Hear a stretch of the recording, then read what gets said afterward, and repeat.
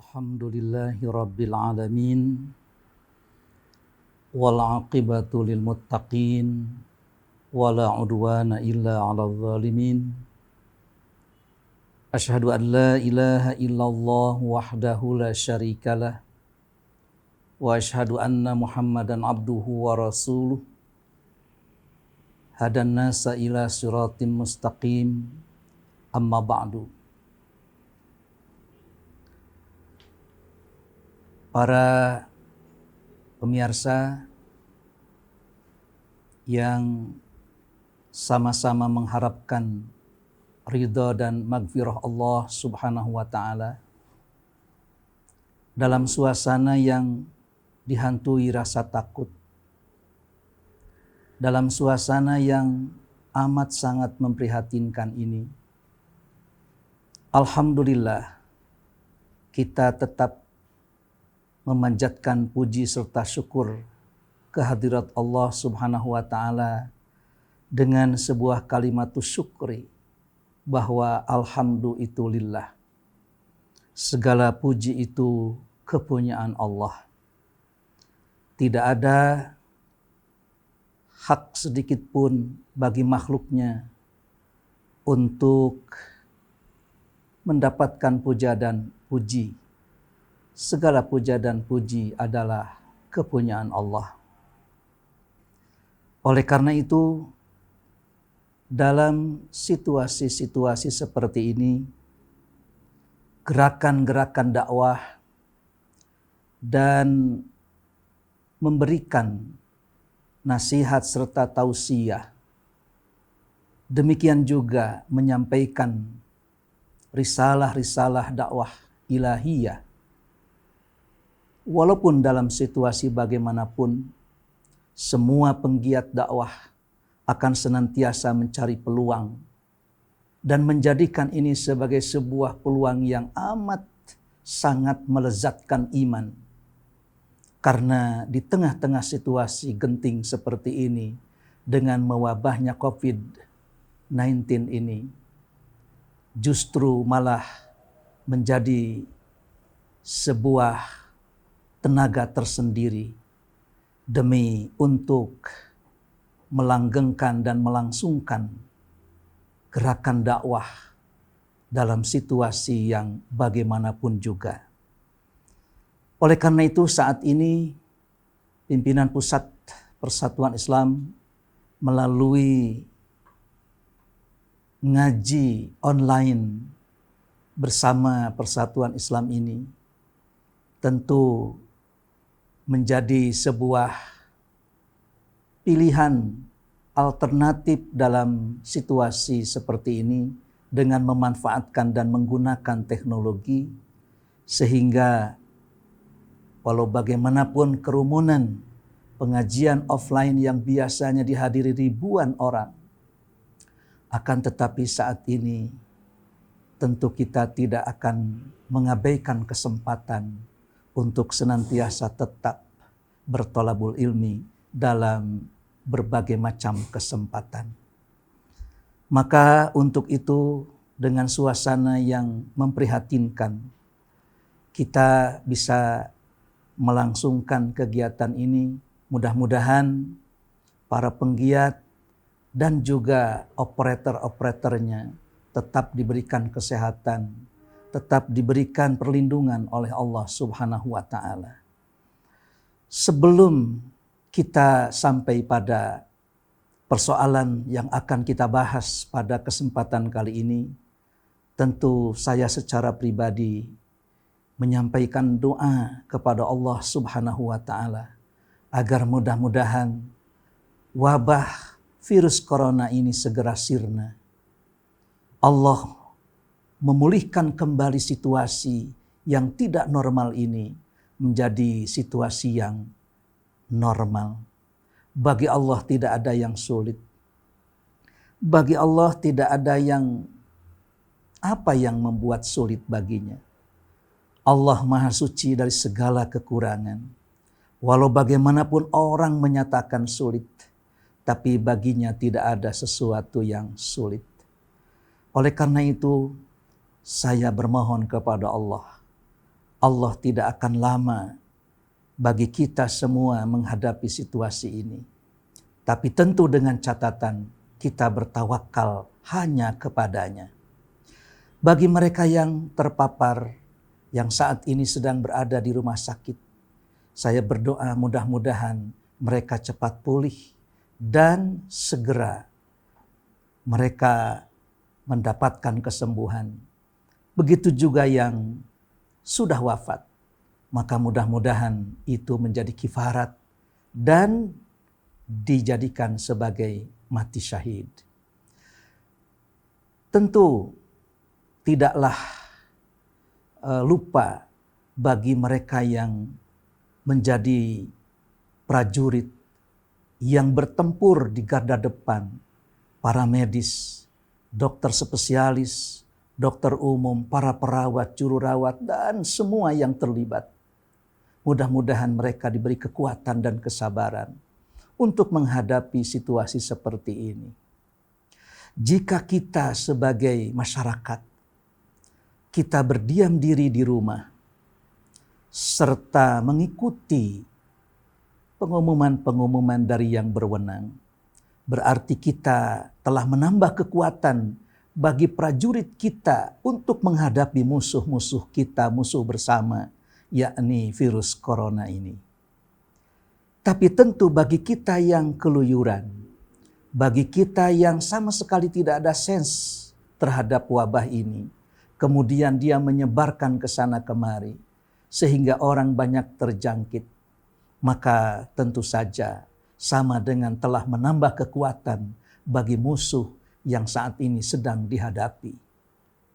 Oleh karena itu mudah-mudahan situasi seperti ini yang walau bagaimanapun ini tidak normal.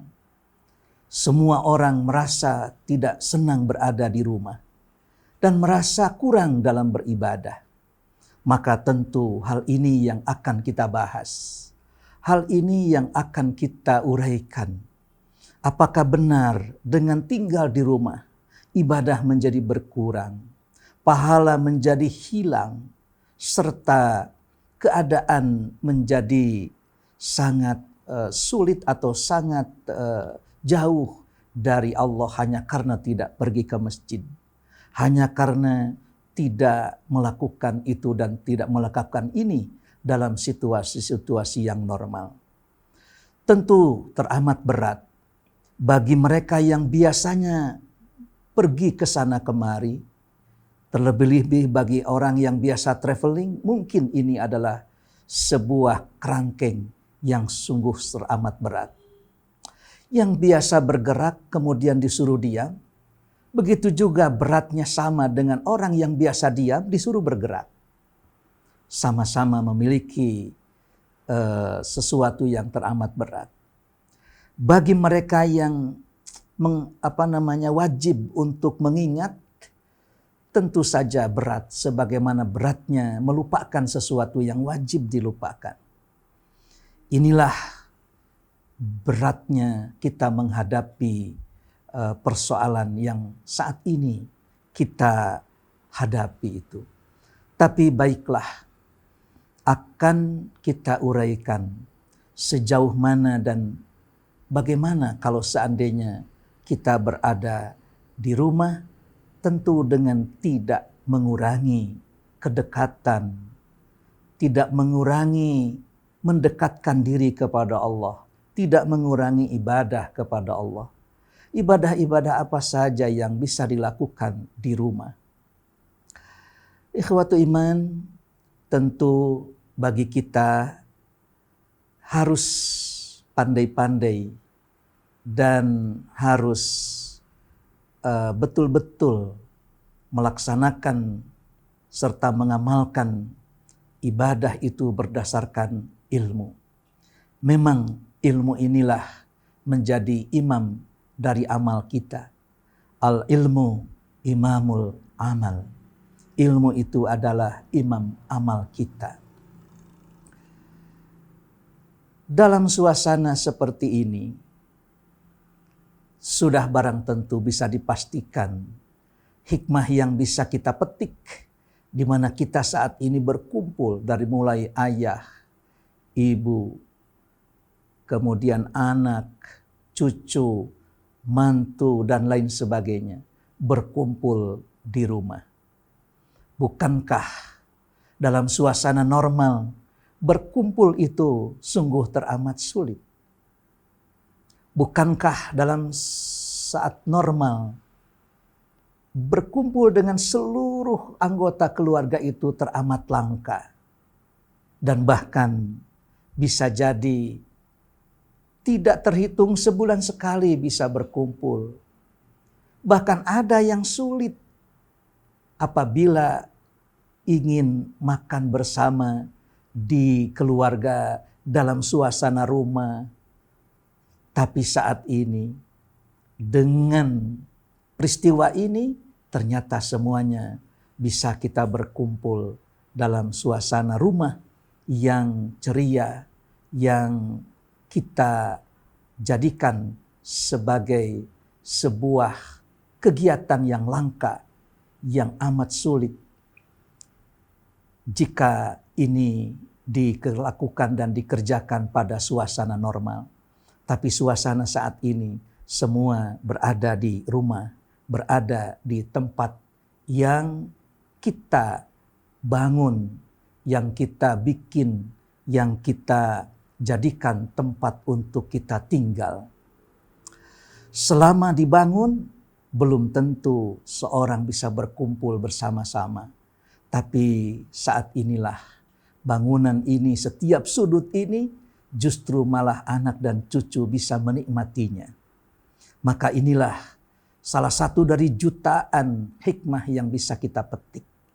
Oleh karena itu, baiklah bagaimana suasana beribadah kita di rumah, di tempat di mana kita tinggal. Cuma yang pasti saat ini kita bisa dan dapat mendapatkan rezeki, mendapatkan kesempatan, mendapatkan peluang di mana Allah memberikan rezeki sebuah tempat tinggal.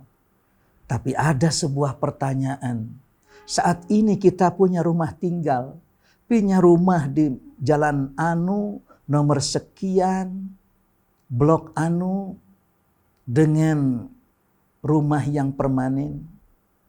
Di saat orang-orang tidak tinggal di rumah yang barangkali rumah idaman sebagaimana yang kita miliki.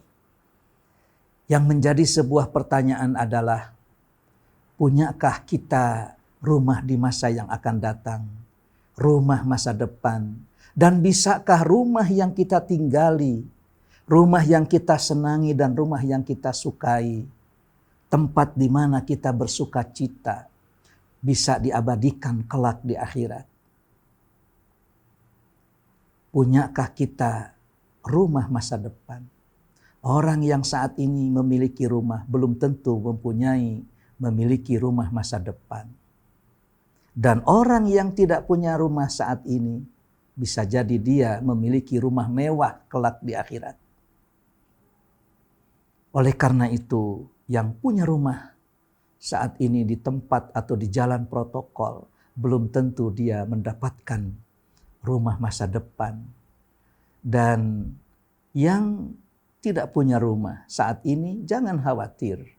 Bisa jadi dia sedang menabung untuk kesuksesan perumahan di masa yang akan datang, yaitu rumah masa depan, rumah yang abadi, rumah yang hakiki.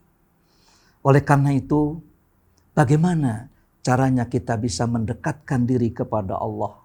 Walaupun tidak di masjid, walaupun tidak di tempat yang biasa kita laksanakan. Maka janganlah khawatir. Karena kita semua mempunyai prinsip. Di mana prinsip itu sudah tertanam dalam diri kita. Yaitu hayatuna kulluha ibadatun. Hidup kita ini semua adalah ibadah. Dengan prinsip ini, tidak ada sesuatu yang berkurang. Walaupun dalam situasi-situasi yang sangat menakutkan, selalu saja ada jalan keluar. Allah Subhanahu wa Ta'ala menyukai hambanya untuk melaksanakan rukhsahnya. Sebagaimana ia menyukai hambanya untuk melaksanakan azimahnya. Azimah di saat normal, tentu saja rukhsah di saat tidak normal, di saat madarat. Maka ketika kita melaksanakan sesuatu yang rukhsah di saat madarat, di saat kita menghadapi situasi yang sulit, Allah menyukainya. Allah tidak akan mengurangi kecintaan dan kesukaannya kepada seorang hamba yang melaksanakan rukhsahnya sebagaimana seorang hamba melaksanakan azimahnya. Allah tidak akan mengurangi kecintaannya. Allah menyukai dan mencintai seorang hamba yang melakukan rukhsah sebagaimana Allah menyukai dan mencintai seorang hamba yang melaksanakan ibadah azimahnya. Ibadah yang mestinya. Seorang melaksanakan rukhsah di perjalanan dengan menjamaknya dan mengqashar salatnya, maka Allah suka kepada orang ini di saat dia sedang berada di perjalanan, sebagaimana Allah menyukai seorang hamba yang melaksanakan tam di waktu hadarnya, di waktu berada di tempat tinggalnya. Jadi dengan demikian ibadah di rumah tidak akan mengurangi kasih sayang Allah, tidak akan mengurangi kecintaannya. Allah Rahman dan Rahim kepada makhluknya tanpa sebab. Apa sebab Allah mencintai, mengasihi, Rahman Rahim kepada hambanya? Dan dalam mewujudkan Rahman dan Rahimnya Allah kepada makhluknya tanpa batas. Inilah hebatnya dan inilah maha kuasanya, maha Rahman dan Rahimnya Allah. Allah menyayangi makhluknya, Rahman dan Rahim kepada makhluknya tanpa sebab. Jika seorang manusia sayang kepada sesama manusia, itu mesti ada sebabnya. Tapi Allah menyayangi makhluknya, apa sebabnya? Tanpa sebab. Dan begitu juga Allah menyayangi makhluknya, Rahman Rahim kepada makhluknya tanpa batas. Allah menyayangi makhluknya tanpa batas. Manusia menyayangi sesama manusia itu justru terbatas. Terbatas dengan apa? Dibatas dengan kemampuan. Sehingga ada sebuah kalimat, sesungguhnya nak, walaupun seorang orang tua itu sayang kepada anaknya, bapak ini bukan tidak sayang sama kamu, tapi memang adanya segini. Tapi memang begini adanya, begini kemampuannya. Artinya bahwa seorang manusia, seorang ayah walaupun dia mencintai kepada anaknya, ingin melakukan dan memberi sesuatu kepada anaknya. Orang Sunda bilang brok-brokan, tapi tetap dibatas dan terbatas dengan kemampuannya. Ingin seseorang menginginkan memeluk gunung, tapi apa daya tangan tak sampai. Keinginannya ingin menumpahkan kasih sayang kepada anaknya, kepada putri semacawayangnya, tapi apa daya terhalang, terbatas dengan kemampuan. Itulah manusia. Tapi Allah Subhanahu wa Ta'ala dalam mewujudkan kasih sayangnya, Rahman Rahimnya amat tidak terbatas. Bagaimana tidak?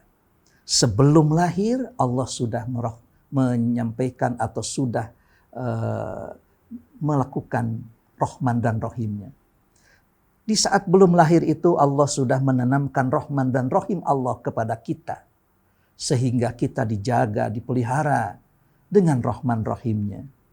Begitu lahir, ternyata sudah disiapkan bajunya, disiapkan segala sesuatunya, sampai jodohnya, kedudukannya, kehidupannya, dan segala sesuatunya. Nanti setelah kita wafat, Allah pun sudah sediakan, silahkan. Mau di surga, mau di neraka. Tuhan mana yang seperti itu? Cari Tuhan selain Ia, jika memang ada yang Rahman Rahim seperti itu. Itulah maha kuasanya Allah Subhanahu wa Ta'ala. Oleh karena itu, rumah dalam bahasa Arab itu memiliki beberapa kata. Ada yang mengartikan rumah itu sebagai manzil. Bisa juga dalam bahasa Arab itu rumah itu dar. Bisa juga dalam bahasa Arab rumah itu bait. Bata yabitu baitan artinya gedung atau tempat tinggal. Atau juga bangunan. Baitullah, rumah Allah. Baitul Muqaddas, rumah yang disucikan. Bait bisa juga itu rumah kita, tempat di mana kita bermalam. Kalau di hotel tentu semalam bisa jutaan rupiah, tapi di rumah kita ini bebas. Kita berada di bait, di rumah. Begitu juga ada kata manzil. Nazala yanzilu asal arti turun. Manzil yaitu tempat turun. Kemana saja kita berangkat, dari tempat itulah dia beranjak atau kita beranjak. Dan rumah itu juga dalam bahasa Arab sering juga dimaknai atau dijadikan atau diambil dari kata dar. Daro yaduru, dauron, asal arti berkeliling.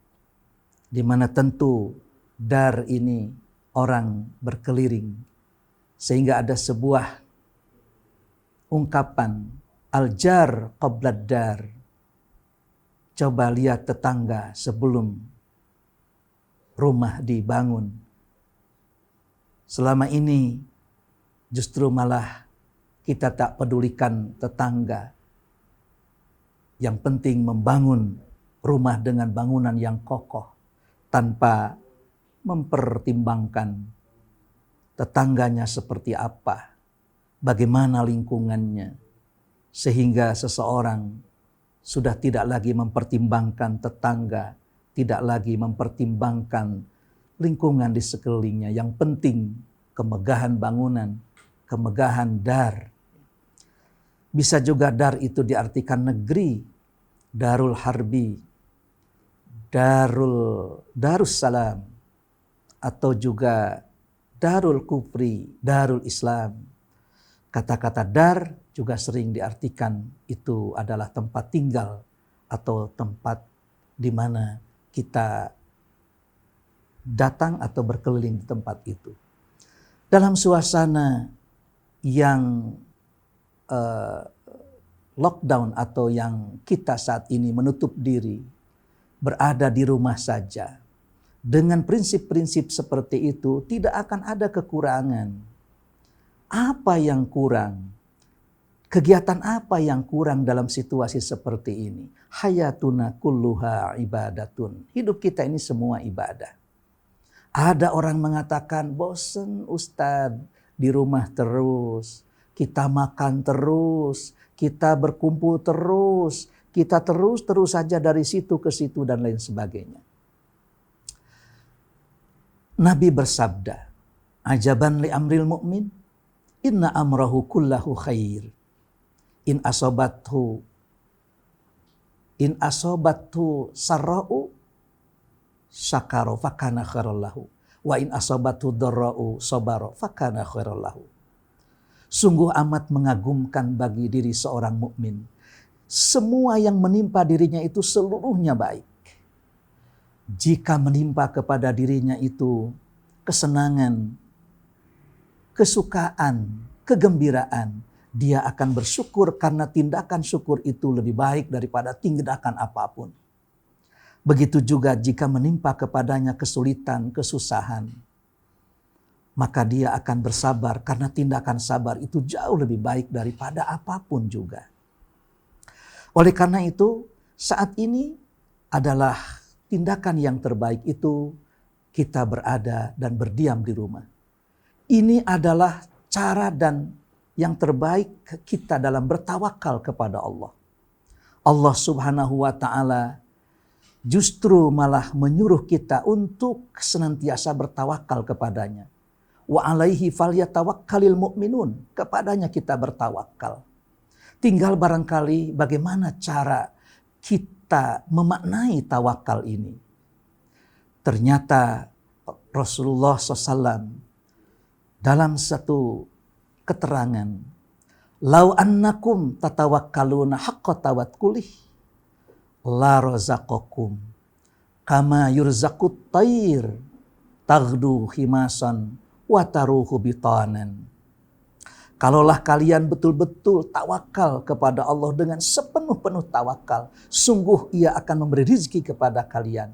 Sebagaimana seekor burung juga dikasih rezeki. Di mana burung itu berangkat di waktu pagi dalam keadaan perut kosong dan pulang di siang hari, di sore hari dalam suasana dan pada saat di mana perut itu penuh. Seekor burung saja pergi berikhtiar, berupaya, berusaha. Pergi dalam keadaan perut kosong, pulang dalam keadaan perut buncit. Inilah lau annakum tatawakkaluna haqqa tawakkuli. Jadi tawakal itu adalah seseorang ketika datang ke sebuah tempat dengan membawa unta, lalu ia lepaskan, kemudian dia bertawakal, maka itu sebetulnya bukan tawakal yang sesungguhnya. Tawakal yang sesungguhnya, sebelum dia masuk, ikat dulu unta tersebut, baru bertawakal kepada Allah. Ikat dulu unta tersebut, baru bertawakal kepada Allah. Saat ini kita disuruh untuk berdiam diri di rumah, bukan berarti diam di rumah itu adalah merupakan kehendak diri, tapi ini adalah taat kepada ketentuan Allah yang namanya tawakal kepada Allah. Kita bertawakal dengan cara kita berdiam diri di rumah, tapi dengan prinsip hayatuna kulluha ibadatun. Ya katanya di sini makan aja, makan melulu. Makan pun adalah bagian dari ibadah kita. Jangan dianggap bahwa orang makan tidak ibadah. Dengan prinsip hayatuna kulluha ibadatun, tidur, makan, dan bercengkrama, ngobrol dengan anak, dengan menantu, dengan cucu, menghibur diri, itu pun adalah bagian dari ibadah. Betapa tidak. Ibunya menanak nasi, memasak dan lain sebagainya. Setelah itu disajikan, maka semuanya akan memakannya. Yang memasaknya pun akan mendapatkan pahala dari perbuatan memasak dengan ikhlas. Lalu yang menyajikannya pun demikian. Kemudian yang memakannya pun diawali dengan bismillah, diakhiri dengan alhamdulillahilladzi at'amani hadat ta'am warzaqani min ghairi haulin minni wala quwwatin ghufirallahu ma taqaddama min dzanbi wa ma ta'akhkhar.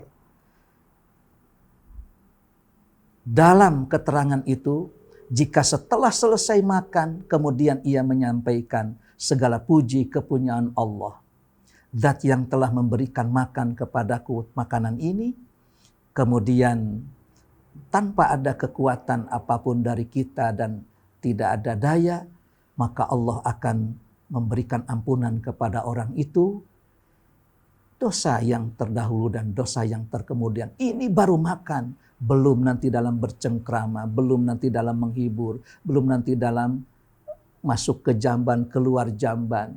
Belum lagi memberikan nasihat saling tawasobil haq wa tawasobisob. Belum nanti salat malam, salat yang paling banyak dilakukan di rumah. Karena ternyata banyak sekali salat-salat yang dilakukan di rumah. Sehingga Nabi pun bersabda bahwa salat afdalu salatil mar'i fi baitihi illal maktubah, seutama-utama salat di rumah kecuali yang maktubah. Ikhwatu iman hadirin, pemirsa Inilah yang bisa disampaikan pada kesempatan kali ini. Mudah-mudahan virus corona ini segera sirna dan akhirnya kita akan pulih kembali, normal kembali sebagaimana sedia kala. Mudah-mudahan ini tidak lama kita menghadapi situasi seperti ini. Dan tetaplah kita di rumah, banyaklah beribadah, tingkatkan ketakwaan. Insya Allah, Allah ridha kepada kita dan maghfirah berada di depan kita semua. Aqulu qawli hadza wa astaghfirullah li wa lakum wal afu minkum wassalamu alaikum warahmatullahi wabarakatuh.